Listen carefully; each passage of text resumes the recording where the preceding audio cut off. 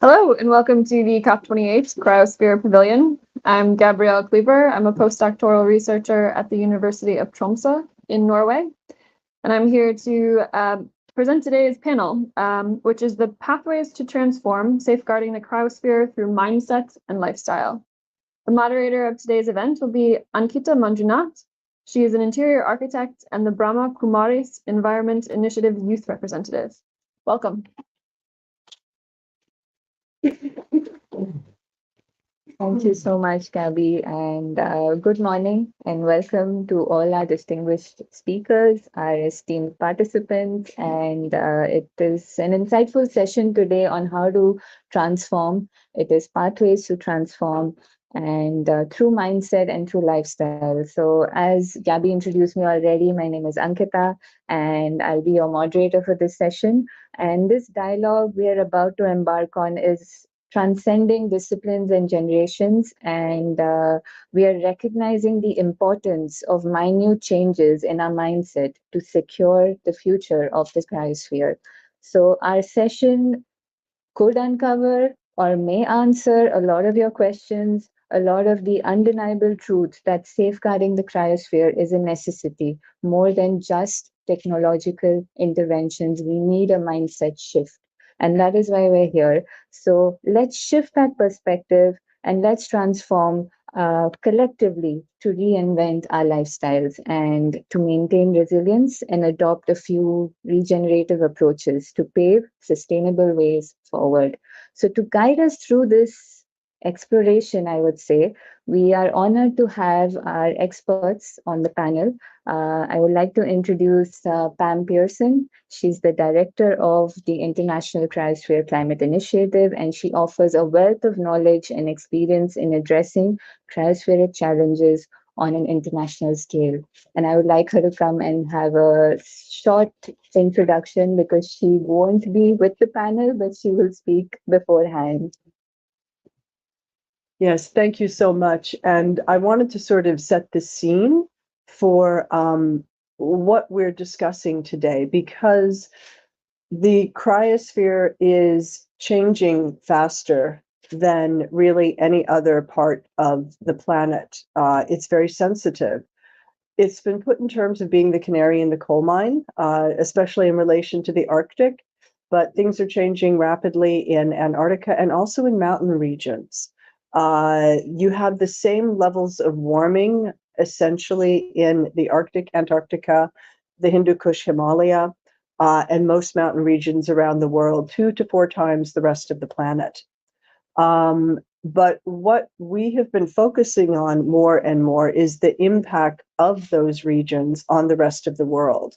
Those of us who care about these regions, who think they're beautiful, who like to be in them for their innate beauty, are beginning to recognize that for most of the planet, who maybe never experience ice and snow, these are regions that are important to their very lives.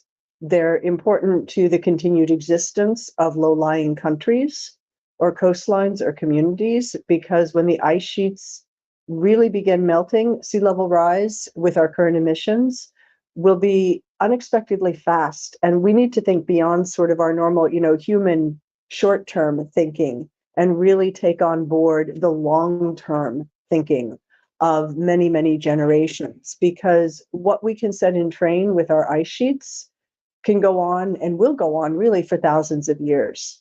One of the new bits of science that we took on board here is also the polar ocean current, the Antarctic overturning bottom water. That may sound like a very long thing, but it was actually spoken about by UN Secretary General Guterres last week, because that really is something driven by the fresh water coming off the Antarctic ice sheet that really drives the polar oceans, and not just the polar oceans, but via that, the entire ocean current circulation system. Most people know about the AMOC in the North Atlantic. That's just a little piece of it. It's really driven by this system of currents that begins in Antarctica, and it has already slowed down by about 36 to 40%. This is such an ancient and slow moving system that we know that it has locked in this change, this slowdown in the ocean system for 300 to 400 years at least already. And that is just one thing that very few, humans even pay attention to, but it drives the nutrient cycle, it drives the carbon cycle. And again, once an ice sheet really tips, the latest science is showing that it's going to continue for generations. The same goes for mountain glaciers. They have so much warming built into their system that even if we did very low emissions, we wouldn't see much of a change in their loss. It's just steep, steep, steep right now. But if we have low emissions, we begin to see a change around 2060, 2070, and by the end of the century, a glacier that under high emissions would no longer exist is still going to be there. Maybe just half of it or a third, but it's still going to be there. Why is this important then in this context of mindset and lifestyle? I think that humans in the past have been naturally multi-generational. We lived often, especially farmers, on the same land for generations.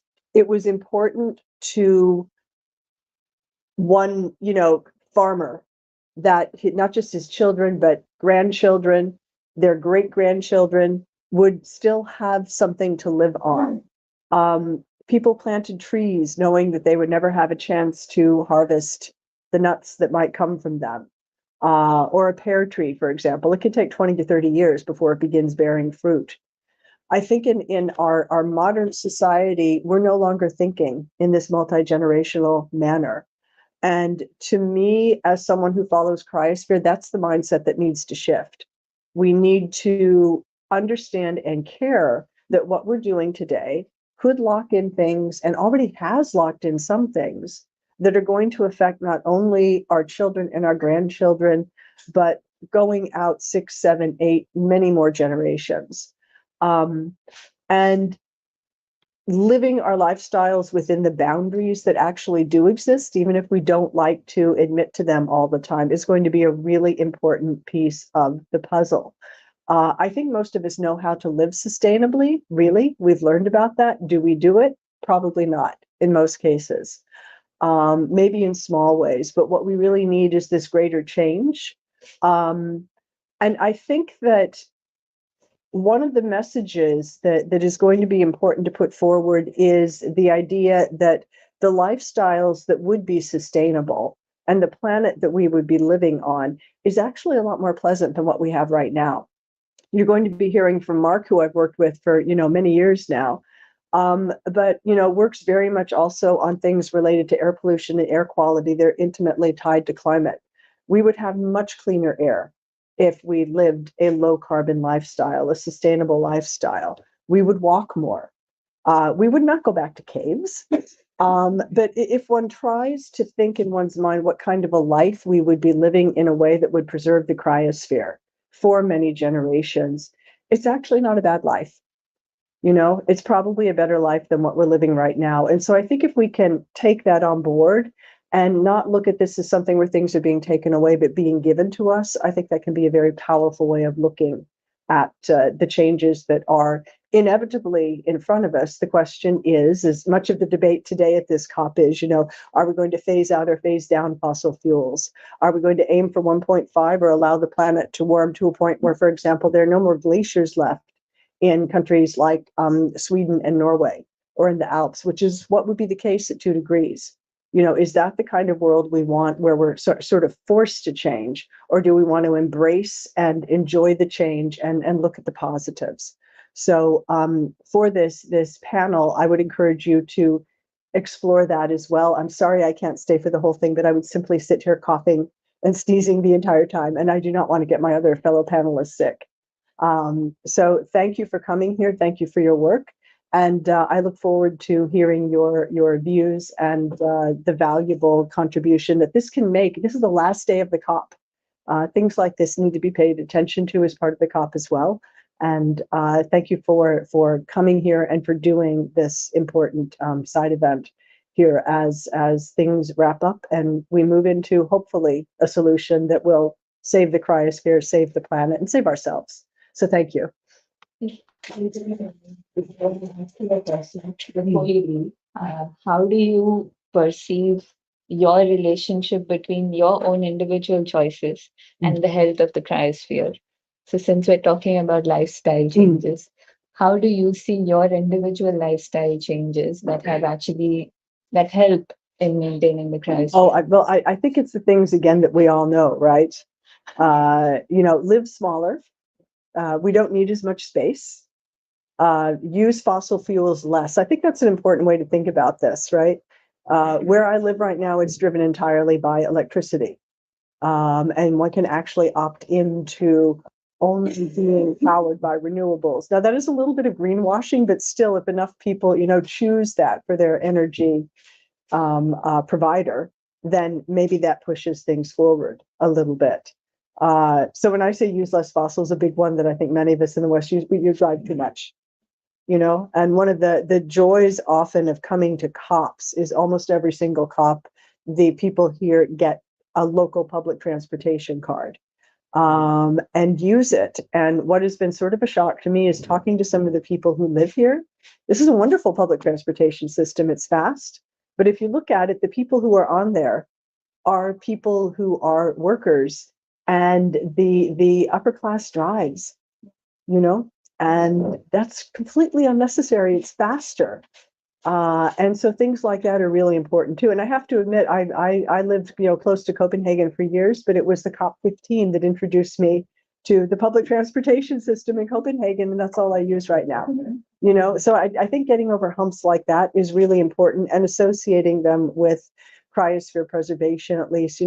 There is actually, for example, a sea ice study. 1 ton of CO2 removes 3 meters of sea ice.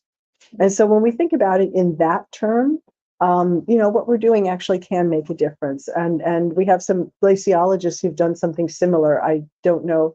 I don't think we have anyone here who can give me the figures, so I'm not going to quote it. But when we make those associations, that the little bit that we do actually does save a little bit of ice. That's an important way of thinking as well. Thank you so much. Okay, thank you. Yeah.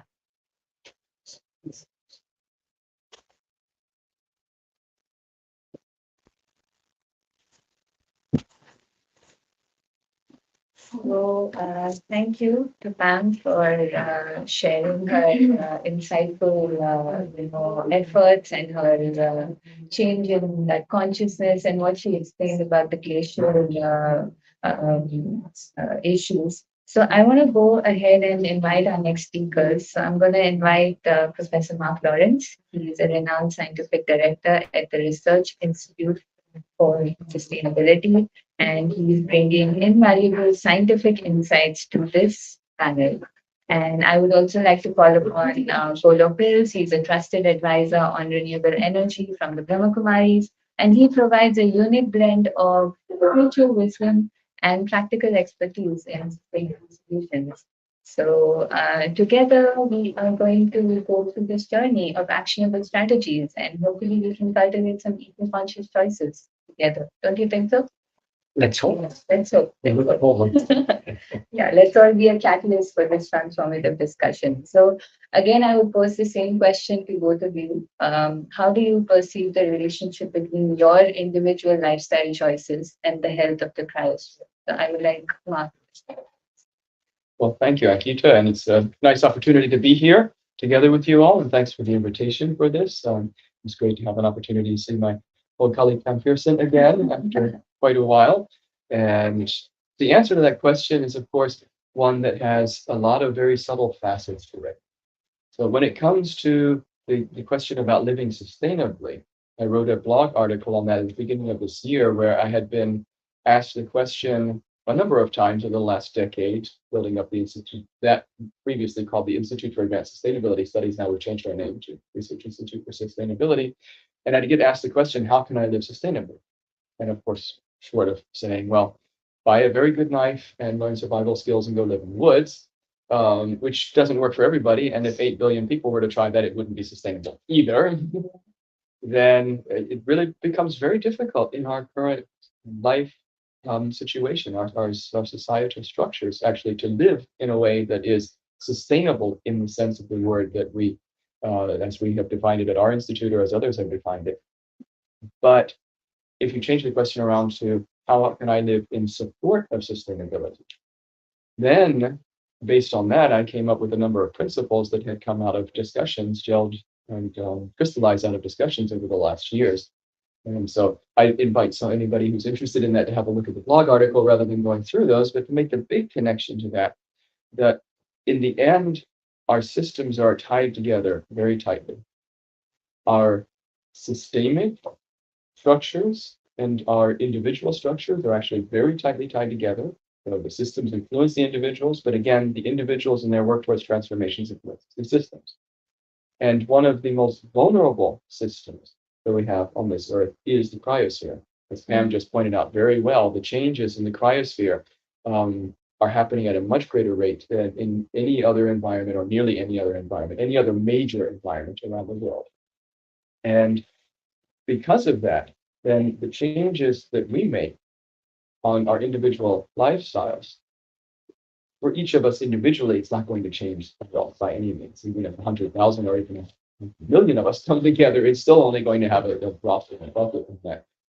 But those changes step by step influence the structures, and those structures step by step then influence the overall environment, and that's what influences the Arctic. So it's a little bit of a distant question, but it's one that is very, very important. And then there's another issue of that comes down to the attitudes about our fellow people and about our fellow creatures. But I'll save that for another question later. Okay, so coming to what are the challenges that you believe are specific for these lifestyle changes? That if someone wants to do some lifestyle changes to help safeguard the environment, let's say, or the cryosphere in particular, what can one expect? What are the challenges can one expect? Well, I see many challenges. I'll speak about three of them. One of them is the challenge of the structures that you have around you. So if everybody else is living a certain way, for instance, if everybody else is eating sugar and you want to improve your diet and they're eating sugar at a party, if everybody else is drinking alcohol at a party and you want to cut down on your alcohol consumption, if everybody else is working through the night because they want to get further accomplishments, if everybody else around you is driving a large car, we've seen that in our neighborhoods, that once one comes in with a large SUV, then the next one pops in, the next one pops in, and so on. So these kinds of pressures, that's one of the fundamental challenges that we face. And it takes a lot of, not just strength, it takes a lot of desire to hold up against that challenge if you want to live following whatever principles you espouse. You can take the ones that I have, or people have other principles at the same time. So that's one of the biggest challenges that we have. The second one is very closely related to that, and that's the availability of sustainability supporting lifestyles. So I switched to eating a plant-based diet 10 years ago now, almost 10 years ago. And the challenge of finding plant-based food has changed dramatically in those 10 years. I remember at the COP in Bonn, Germany, lots of people are vegetarian. You'd think it'd be pretty easy. And I ended up bringing my own food most of the time.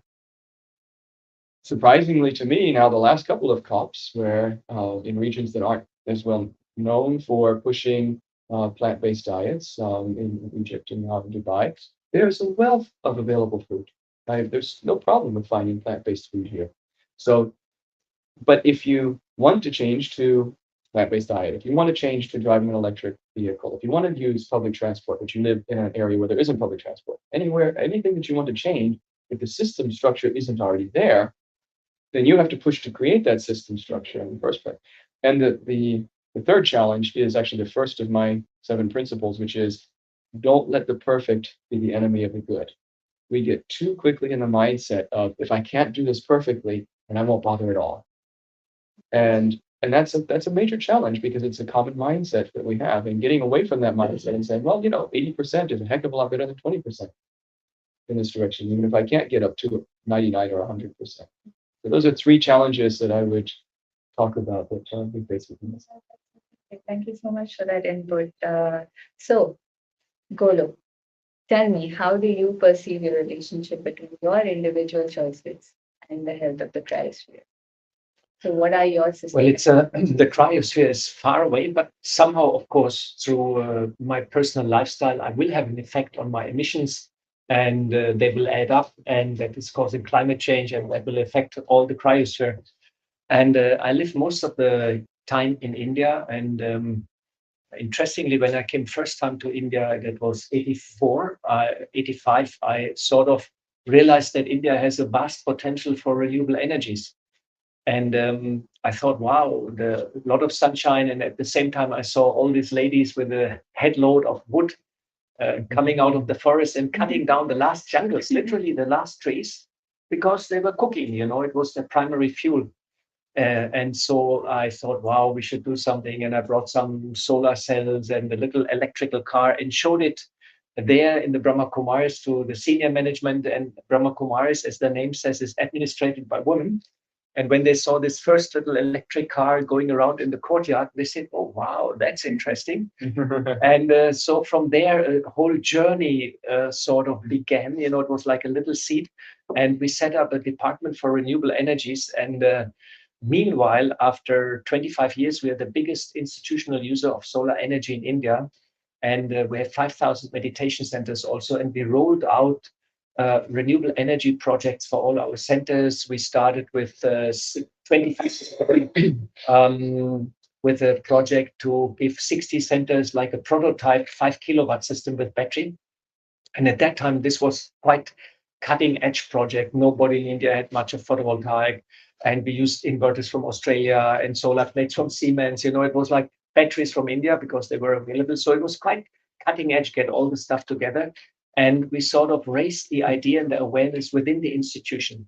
And the idea behind it was to slowly roll out renewable energy projects more and make the institution more aware and more green. And on an institutional level, reduce the emissions per se. On an individual level, of course, I had also my personal journey, and you said nicely, don't be the enemy if you're not become perfect or something. Don't let the perfect be the enemy of the good. That's a very nice, I have to note that down. That's a very nice statement. I somehow got involved. Our senior Dadi, she asked us, every country should build a house. I got in touch with a German architect, Professor Gernot Minker, who is quite well-known environmental architect. And so I somehow started to build a solar energy house based on mud bricks. So I had to select the soil, make some testing. Is it good enough? The composition is all right. Then bake it in the sun. We made adobes, made the forms, put the mud in, mix it with sand, and slowly build a solar energy house, a green building, but with your own hands, which is a very interesting experience because you get your hands dirty. I'm from construction business, so it's not that far away.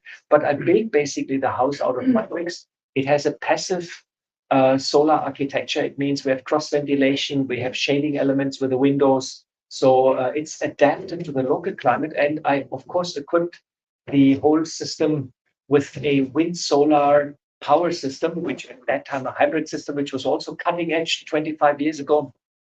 And so we sort of was able. I was very lucky that I was able to build the house myself, equip it with renewable energy system, and keep the carbon footprint very, very low. In addition, the house is double wall, so in summer it's insulated, and in winter it stays warm.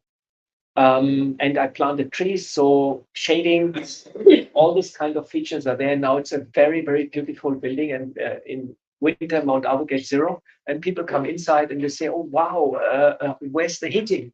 And I say, "It's like that. It's literally like that."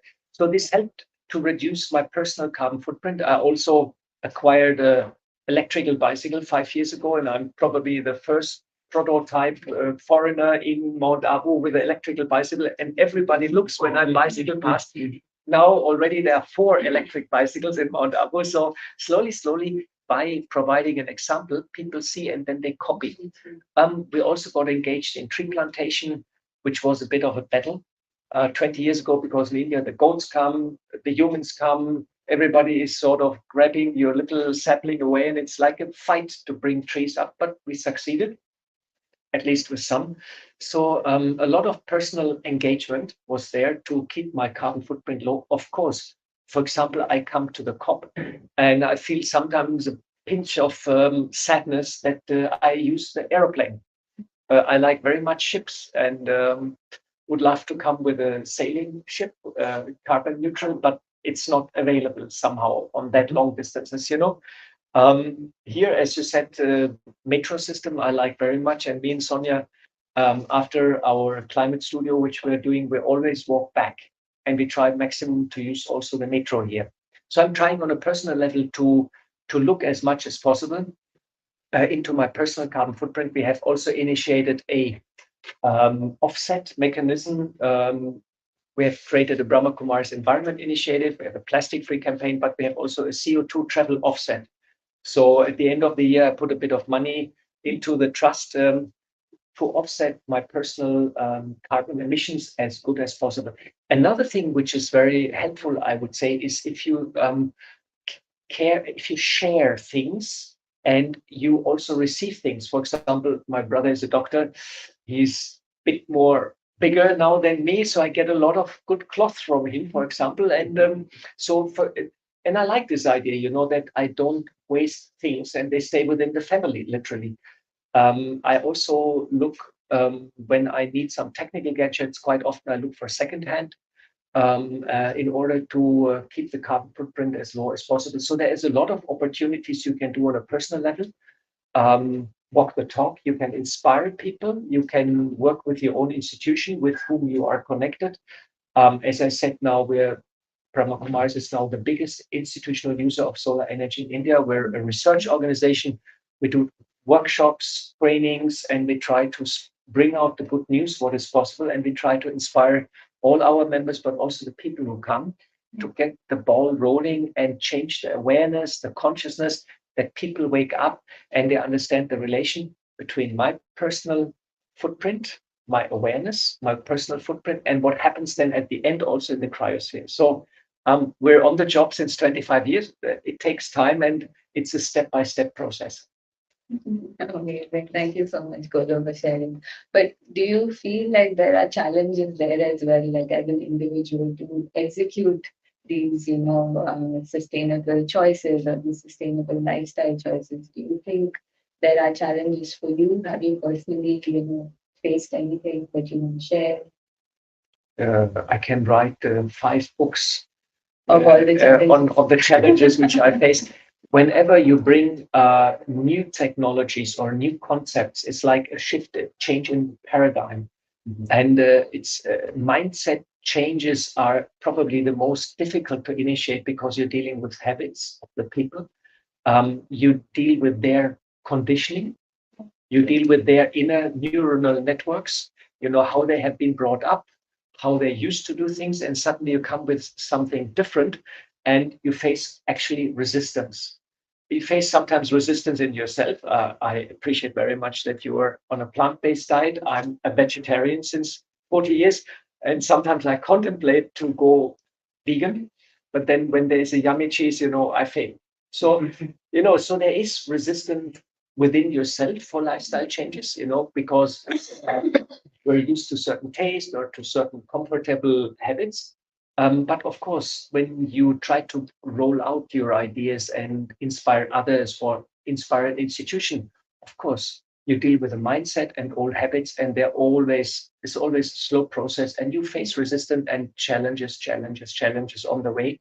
Now I'm 60 plus and take things a bit more easy, and I meditate luckily regular, which keeps me healthy, mentally healthy, and helps me also to think outside of the box.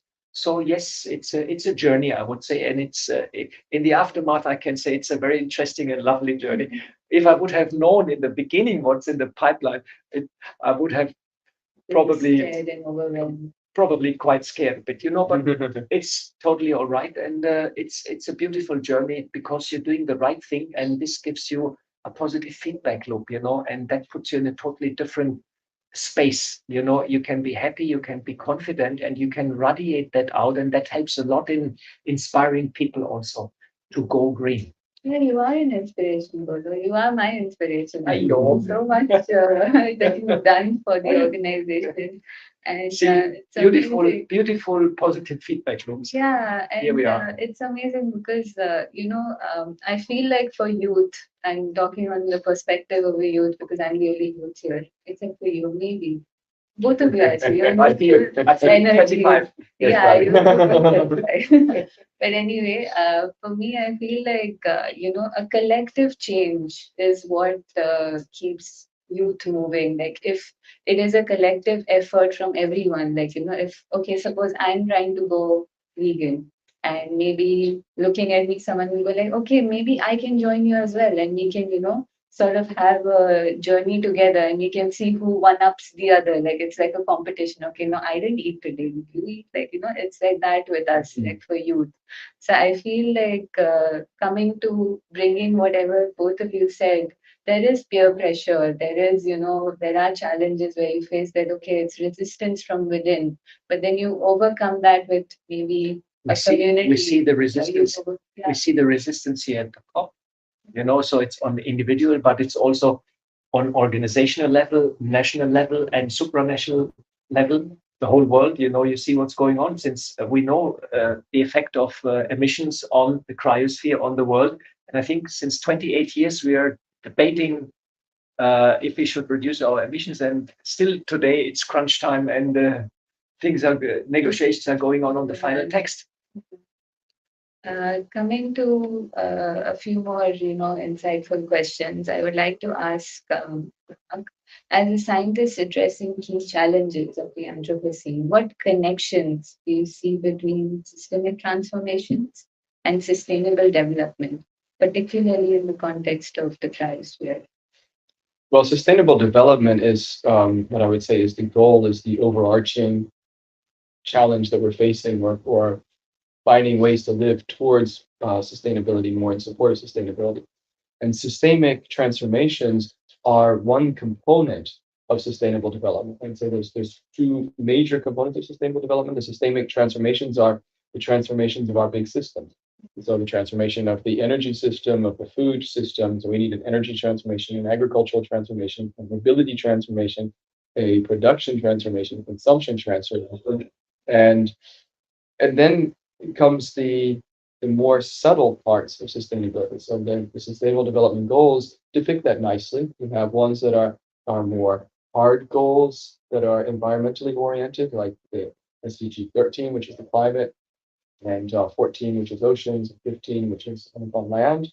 And you have ones around energy and so on. And then you have ones that are more societally oriented goals, like gender equality and good education and good work and peace in particular. And so the systemic transformations are one component of that. It's the emission systems and the energy and agriculture and so on systems that lead to emissions, that lead to harm on the environment, but also now more and more systemically protect us from the impacts of the environment on us due to our impacts on the environment. So the adaptation systems are also part of systemic transformation. And so that's a major part of sustainable development. And the other part, I guess, is the more societally oriented transformations, which you can consider that systemic, but I would say these are more about attitudes and about relationships between people, gender equality and peace and good work, the respect of workers from employers and so on, is on where we get much more into the societal aspects. And that I mentioned the word respect, which I wanted to get back to before, but I didn't want to talk too long before. In terms of respect, I brought something special today. I'm wearing a polar bear tie. With the bright sun and 30-degree temperatures outside, it does seem a little bit weird wearing a polar bear tie. I got this one at the COP in Bonn at a Cryosphere event, and I wear it very often to remind us of a couple of things of mindsets. One is the polar bear used to be the poster child for climate change. It's not so much anymore. And, but it certainly depicted the challenges of the transformations in the Arctic for life, beyond human life that we have in the Arctic, and it reminds us of the importance of respect for non-human life in the world and respect for our future generations in terms of having wonderful creatures like polar bears around. But it also reminds us of something else, which is that the polar bear was the poster child, and the polar bears suffer, but the indigenous communities in the Arctic also suffer horribly. The Sami and many others, and they have begun raising their voices very, very strongly, and I'm very pleased to be working together with many of them from our institute in terms of understanding how we can more effectively bring those voices together with the understanding from science that's needed to help to support systemic transformation. But bring that form of respect in. And I think that there's really a lack of respect in humanity or in humankind. I'm not sure I'd call it humanity. Um, in this lack of respect for the way that others live and the challenges that others have in their living. And when we talk about the Arctic change, we talk about the cryosphere, and we've talked about all the changes in glaciers and ice sheets and melting animals. But we do need to remember that there are communities that have long, long traditions. And it actually is up on the wall. Changes in climate limit our traditional fishing and hunting practices. Limit, I think, is a very diplomatically put understatement and to devastate the traditional practices. And that's a shame, because in the same way as preserving an environment, preserving creatures that we've known in our environment, like polar bears in the future, preserving cultures is also something that we can respect and value. And these are these are well-established, long-standing traditional cultures that have a special relationship with the environment from which I think we can learn some and in terms of respect rather than just accepting, okay, they'll be wiped out after a while, just like the low island states and low-lying island states and coastal regions and so on, but they'll just move inland and we'll pick them up somewhere else and so on. That's sad that we missed the respect part. So then to come back to your question, systemic transformations and sustainable development, I'd say the systemic transformations is one leg of sustainable development. And for me, respect and things around that solidarity, kindness, um, a sense of societal belonging and humaneness in the whole is the other leg to sustainable development. That's very true. Belongingness and that connectedness that one feels that, see, this is our one planet and we need to do everything that we can to safeguard it as communities, as individuals, and as a system. It's so difficult to transform the system. That's why communities are trying to go in and just do how much ever they can. It's lovely to see all the initiatives that people have started, all the organizations that are contributing. And thank you so much for that answer. Okay, Golo. So you are a trusted advisor on renewable energy for the Brahma Kumaris, and that is a big, big leg to have. So advocating sustainable solutions through ethical and value-based approach is a very different perspective. So how do you believe these considerations can play a role in shaping more sustainable solutions? And how can we link it to the cryosphere? Well, I think if you are engaged in clean technology or in any environmental project, you need some sort of foundation, like something has to drive you, because quite often it's not the financial incentives which are there, especially when I started. Renewable energy was not at all business oriented or something like that. It's more like crazy engineers, some old hippies, funny people who were in solar 30 years ago, like quirky people. There was no specific education even for for all these areas, like there was no environmental engineering. All what you find at universities nowadays, it didn't exist at that time. These were mostly people which came from other areas and which started, we were motivated by the idea to do something good and to create clean technology and to replicate it and to give it others. This was a bit, the motivation behind was a bit to help, actually, and to demonstrate that something can work with the power of sun. So some people were driven more by, let's say, technological aspects, something should work and we can improve it a little bit here or there. And other people were more by this idea of I should help the world, I should help the people, I should save the planet, At that time in the 80s, there was a big movement in Germany of the Green Party, and the forest in Germany was suffering by acid rain. And a lot of people were worried, by the emissions of the coal power plants and so on. And so the idea already in the 80s in Germany was pretty popular, that we should do something and that we have to protect the forest. And the Germans, they love their forest. So I feel an ethical foundation is at the heart of all these activities. And when I came to the Brahma Kumaris and first propagated these ideas, interestingly, in India, Surya is a deity, is the deity of sun. And everybody said, oh, making cooking, for example, with the sun, so there's a divine energy in the cooked food. So everybody liked this combination and sort of accepted this also. Then in India, of course, there is an economic reason also. In India, gas, fossil fuels are costly, relatively costly. The income is relatively low, but there's an immense pressure also on the environment because high density, high population, small land mass. So India is actually in a very tight spot. And deforestation is a big, big issue, especially Rajasthan, which is a semi-arid area. The forests there are under constant threat. And Mount Abu, for example, is a environmental protected zone, is under the Ministry of Environment, and forest is forest area. But the locals go inside and they cut their firewood, and slowly they have them ways and means to get every day their firewood out. And you come every year and you see one tree less, another tree less, another tree less, and slowly, and there is not much left. So there are various motivations which actually can drive you.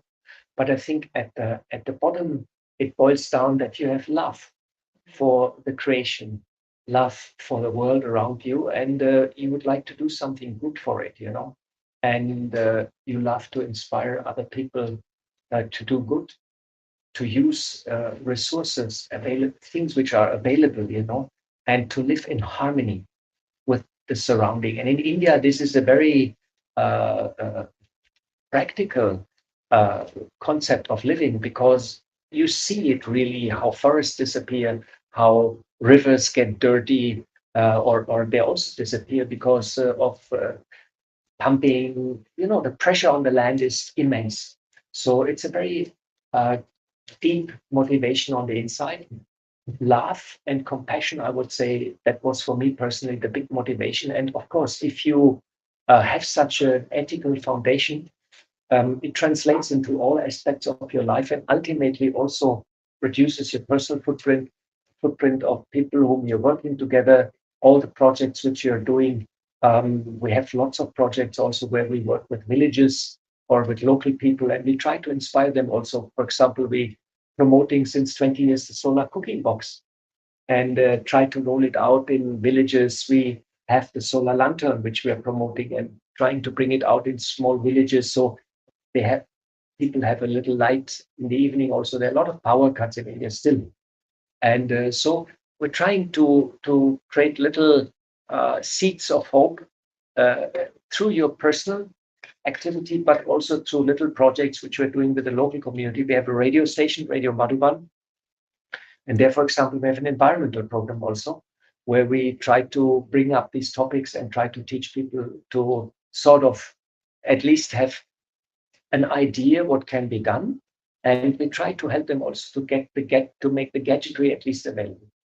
So I think ethical foundation is super important for everything, because without that, it's going to be difficult. At least I'm on a volunteer basis, in India since 30 years. So I'm not driven by personal income considerations or this and that. And somehow now solar or wind or this whole transition has become a big business also.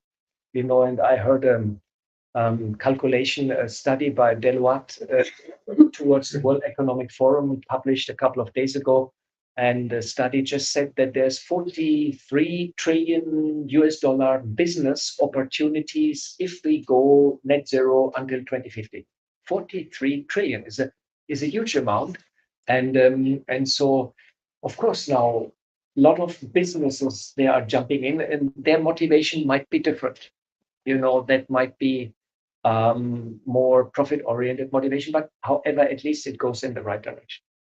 So that's a bit of a, on one side, I see now that solar becomes super popular and everybody has now a small wind or solar cell and so many houses. It's quite good. But on the other side, it has become also a big business and the initial goodwill has been a bit replaced by purely economic considerations. Yeah. But it's okay. At least it's happening. It's happening. You also see that with plant-based diets and with other things that they start off with sort of a small hippie-like community that is interested in it, and then somewhere or another it catches on. Yeah, and then suddenly it's either a trend or a fad, or it's an opportunity to make a lot of money, or both. Yeah. And the vegan is quite costly.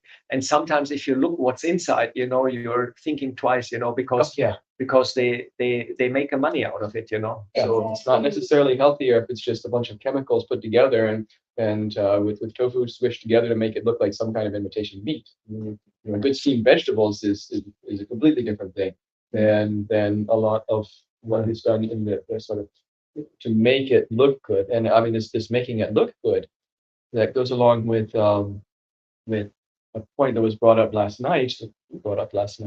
Responsible yachts that are solar powered and so on.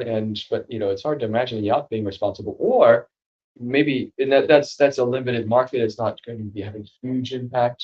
But where it's really important is in electrical vehicles, and people are now going towards electrified SUVs, because the SUVs are big enough to hold very large battery arrays. They can get the distance that they want, but by the time you put this huge battery array in the vehicle, so that you don't have to charge it so often so you can drive a long distance, that battery array takes a lot of carbon dioxide, or emits a lot of carbon dioxide in the production. So much so that the difference between then driving on renewable energy, charging the car, versus driving on gas, you have to drive for 30, 40, 50,000 kilometers before you've even broken even on that. And you move 2 tons, you move yourself. Yeah. And Plus move the 2 2 tons tons. of Exactly. car around. So, but you feel good about it. I mean, there I've seen plenty of people who feel like they're in a bicycle because they're an electric vehicle, even if it's a huge SUV electric vehicle. And so we get these kinds of trends that make it very difficult. The balance, where do you find that balance of your moral scale, really? I like, by the way, also to repair things. That I think is also a good habit to develop. In India, anyhow, they are masters of repair. But I like always, if something breaks down, I like to cloth. I gave it to stitching or some technical gadget. I always try to repair it. And it's a bit of a sad development that nowadays kitchen applicants or whatever, they have an inbuilt death date. And there was a study by the Green Party some years ago, and some gadgets like washing machine, they just last the 3 years where you have the warranty, and then 3.5 years it makes cling. Exactly. A particular part goes, and quite often that part is not available. And it's called planned obsolescence. And that way you have to replace the entire washing machine. Yeah. So I'll do something that you're never supposed to do during a panel discussion. I'm going to pull out my cell phone. You're not supposed to do that. But to make a point on that, the cell phones are exactly what you're talking about. These are one of the major markets where people go to replacing them very often. And it's through the obsolescence. I bought a Fairphone, which is a movement in Holland, in Europe, and there are a number of others like Shift phones and so on that are working towards this. It's great. I love it. And I had the Fairphone 1. I must have taken it apart a half dozen times and replaced the screen, replaced this and replaced that and so on, until it got to the point where the hardware wasn't able to run the Google Android system software for a high enough Android version to run the apps that I wanted to run. And so it basically still worked, but it wouldn't actually work in the modern day because we still move along so fast. And I go to the Fairphone 3 version. But this is again, this is a small corner of the market. It's the modern hippies version of what you have running around. And I know from the others that I see running around with these things, and it's that version. And again, it comes back to your original question. What does this have to do with the Arctic and with the Antarctic and with the Himalayas and with the Andes and with the cryosphere on the whole?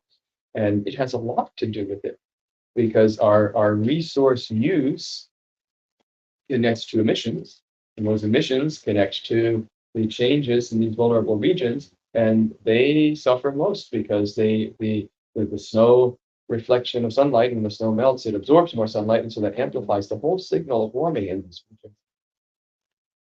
Right, thank you so much for that insightful discussion. I think we have a lot of things for our audience to take away, and I'm just going to go one by one.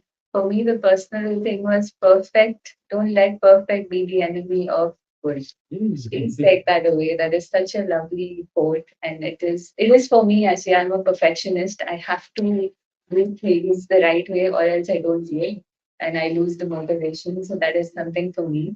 And preserve cultures. I feel like what Mark touched upon, that yeah, systemic transformation is about adaptation. It is about transforming this, transforming those systems, transforming food systems. But how are we preserving the culture? Societal leg along that whole journey also is important. And kindness, solidarity, humaneness, like these are some key words, that there's a lack of respect. And that is something that really I see here at COP as well, that, there are so many stories that are quality, that really, that impact or that change, but they're not getting it because there's no respect for their story and there's no respect for that nation. And I was having a discussion with one panelist yesterday, and she mentioned that it's a story of a remote, village in India from Madhya Pradesh, and they don't have, it's about the women suffering there, but nobody's listening, and they're suffering so much. But because of so much of rainfall, so much of issues due to the land, and they don't have a voice. And I think respect is something that is important. Indigenous communities are now bringing forward their voice, and even from the Arctic. And that is something new for me. I learned that today, that there are indigenous communities also who are suffering, like they don't have a livelihood and in the Arctic. So, and from Golo, we learned that, motivation to do something different. Like you need to have that drive. And the foundation is, of course, ethics. But at the same time, for me, from my perspective, the takeaway from his answer was love. Love is the seed. I mean, why did he make that whole he had the love for the planet, he had the love for that institution, he had the love for doing something, and that drives him towards doing something much more better for the institution or for himself. And we have that harmony, that compassion. And one, line that he used was seeds of hope. So these are really seeds of hope. And I hope all of you um, don't resist yourself into transforming or changing your lifestyle, or changing your mindset. Yes, it is difficult, it is challenging. We've been brought up with certain, things that we do, certain lifestyle that we maintain, but there is a chance for us to change. And I would end the discussion on this. Thank you so much for joining us on this panel discussion. Thank you to our speakers. Thank you very much. And,